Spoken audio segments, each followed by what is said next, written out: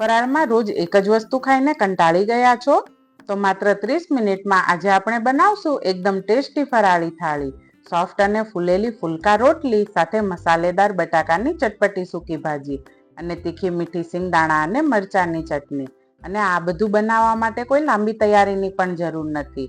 રોટલીને soft રાખવા માટે અમે તેમાં બાફેલું બટેકું ઉમેર્યું છે. તેમજ બટેકાની ભાજીમાં શેકેલા સિંગદાણાનો મસાલો ઉમેરીને તેનો ટેસ્ટ એકદમ જબરદસ્ત બનાવી દીધો છે. તો ફરાળમાં આ વખતે કંઈક અલગ અને આખી થાળી જેવી મજા લેવી હોય તો ખુશીસ કિચન પર આવેલી સંપૂર્ણ ફરાળી થાળીની રેસીપી જરૂરથી જોઈ આવજો. અને હા, તમને ફરાળમાં સૌથી વધારે શું ભાવતું હોય છે કોમેન્ટમાં જરૂરથી જણાવજો.